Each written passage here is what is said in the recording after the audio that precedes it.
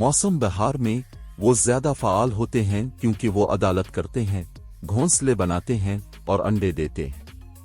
मौसम गर्मा में वो अक्सर तालाबों, झीलों और नदियों पर अपने जवान सांगनेट के साथ नजर आते हैं। ये मौसम हंसों का मुशाहिदा करने के बेहतरीन मौके पेश करते हैं, खास तौर पर उनकी अफजाइश और परवरिश के दौरान। गूंगा हंस अपनी अफजाइश का मौसम बहार के शुरू में शुरू करते हैं।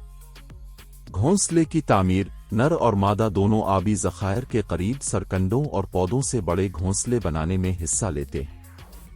ख्वातीन आमतौर पर 4-7 अंडे देती हैं, जिन्हें वो तकरीबन 35-41 दिनों तक उनकी उबीट करती हैं।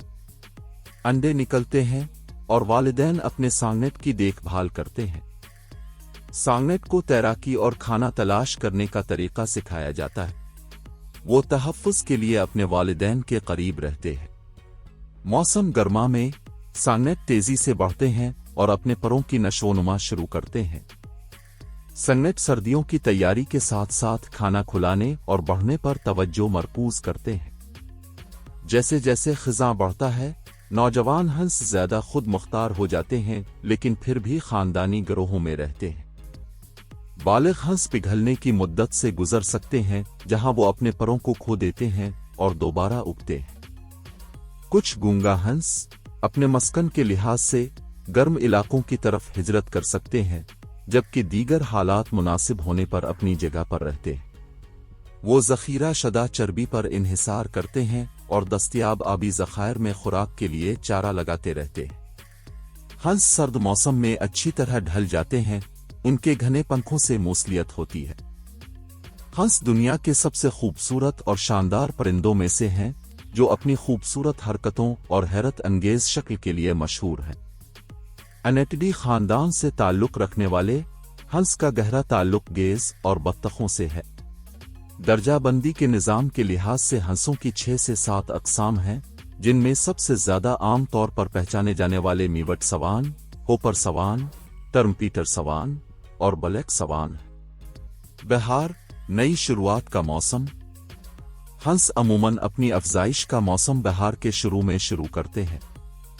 इस मुद्दत को वसी सोहबत की नुमाइशों के जरिए निशानजद किया जाता है, जहां जोड़े अपने बॉन्ड्स और नए जोड़ों की तश्कील की तस्दीक करते हैं।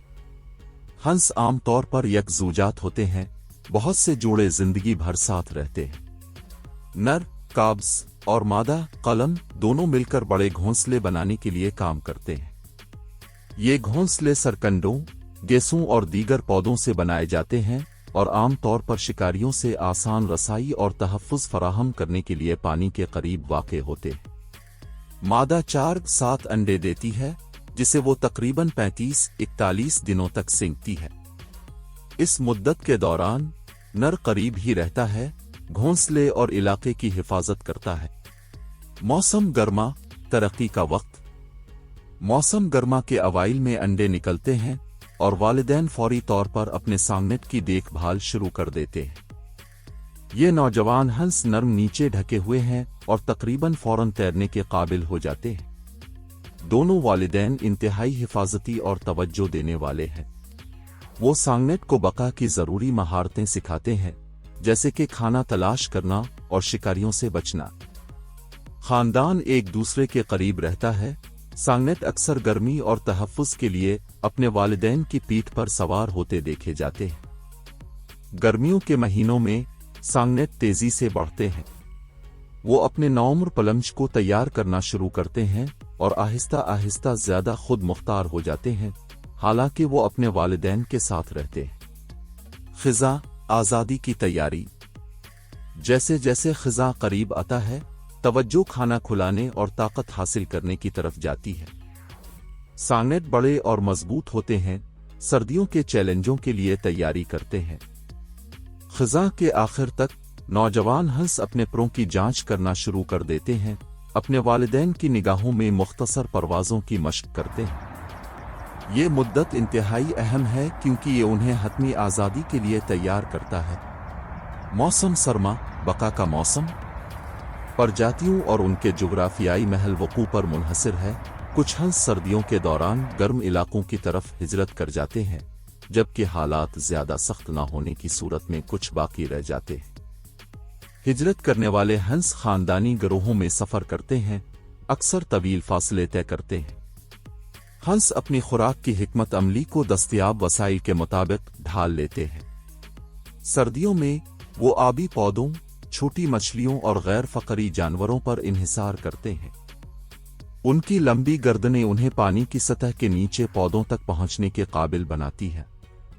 ہنسوں میں گھنے، واٹر پروف پنکھ ہوتے ہیں جو موصلیت فراہم کرتے ہیں۔ وہ گرمی کو بچانے اور سردی کی نمائش کو کم کرنے کے لیے اپنے سروں کو اپنے پروں کے نیچے بھی رکھتے ہیں۔ ہنس انتہائی سماجی پرندے ہیں جو اکثر جوڑوں خاندانی گروہوں میں نظر آتے ہیں۔ افزائش کے موسم کے باہر وہ بڑے ریوڑ بنا سکتے ہیں، خاص طور پر نقل مکانی کے دوران یا سردیوں کے علاقوں میں۔ ان کے سماجی تعاملات پیچیدہ ہیں اور ان میں مختلف آوازیں اور جسمانی زبان شامل ہے۔ جبکہ خاموش سوان کا نام اس کی نسبتاً خاموشی کے لیے رکھا گیا ہے، لیکن یہ ہنسنے، گھورنے اور خراٹے کی آوازیں نکالتا ہے۔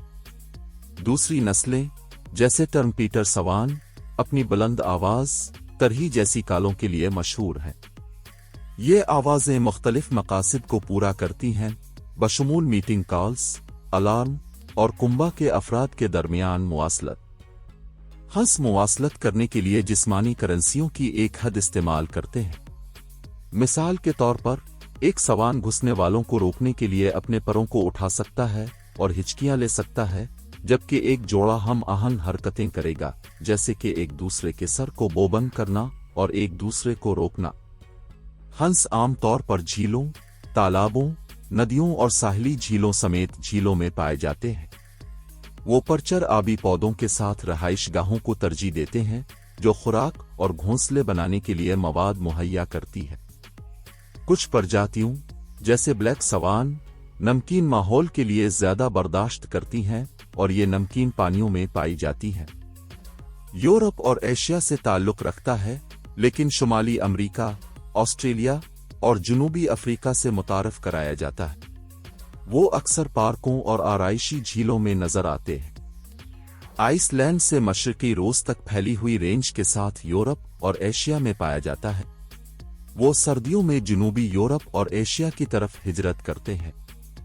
شمالی امریکہ سے تعلق رکھنے والے بنیادی طور پر الاسکا، کینیڈا اور شمال مغربی امریکہ میں پائے جاتے ہیں۔ آسٹریلیا کا رہنے والا اور نیوزی لینڈ اور یورپ کے کچھ حصوں سے متعارف ہوا۔ ہنس اپنے ماحولیاتی نظام میں اہم کردار ادا کرتے ہیں۔ ہنسوں کی خوراک مختلف ہوتی ہے جو ان کے رہائش گاہ، موسم اور انواع پر منحصر ہوتی ہے۔ بنیادی طور پر سبزی خور، ہنس پودوں کے مواد کی ایک وسیع رینج کھاتے ہیں، لیکن وہ چھوٹے جانور اور غیر فقری جانور بھی کھاتے ہیں۔ ہنس پانی کے اندر چارہ کرنے میں ماہر ہیں۔ وہ ڈوبے ہوئے پودوں تک پہنچنے کے لیے اپنی لمبی گردنیں استعمال کرتے ہیں۔ عام طور پر کھائے جانے والے پودوں میں پانڈ ویڈ، واٹر ویڈ اور شامل ہیں۔ وہ ان پودوں کی جوڑیں، تنوں اور پتوں کو بھی کھاتے ہیں۔ ہنس پانی کی سطح کے اوپر اگنے والے پودوں پر چڑھتے ہیں، جیسے کیٹل اور سرکن۔ وہ ٹینڈر ٹہنیاں اور پتے کھاتے ہیں جو غذائی اجزاء سے بھرپور ہوتے ہیں۔ ہنس اپنے آبی رہائش گاہوں کے قریب پائی جانے والی گھاس پر چڑھتے ہیں۔ زرعی علاقوں میں وہ گندم، جو اور مکئی جیسی فصلوں کو کھا سکتے ہیں، خاص طور پر سردیوں میں جب آبی پودوں کی کمی ہوتی ہے۔ طحالب ان کی خوراک کا ایک اہم حصہ ہے، خاص طور پر ان انواع کے لیے جو گہرے پانیوں میں چارہ کھاتے ہیں۔ وہ پانی کی سطح پر پائے جانے والے ڈوبی ہوئی چیزوں سے منسلک تنت دار طحالب اور پلنکٹونک طحالب کھاتے ہیں۔ بنیادی طور پر سبزی خور ہونے کے باوجود ہنس کبھی کبھار چھوٹی مچھلیاں، کیڑے مکوڑے اور آبی غیر فقری جانور جیسے مولسکس اور کرسٹیشین کھاتے ہیں۔ ان کی خوراک کا یہ حصہ اضافی پروٹین فراہم کرتا ہے، خاص طور پر بڑھتے ہوئے سانگٹس کے لیے۔ سونس زوپلنکٹن پانی میں تیرنے والے چھوٹے جانداروں کو بھی فلٹر کر سکتے ہیں، خاص طور پر جب پودوں کا مادہ کم ہو۔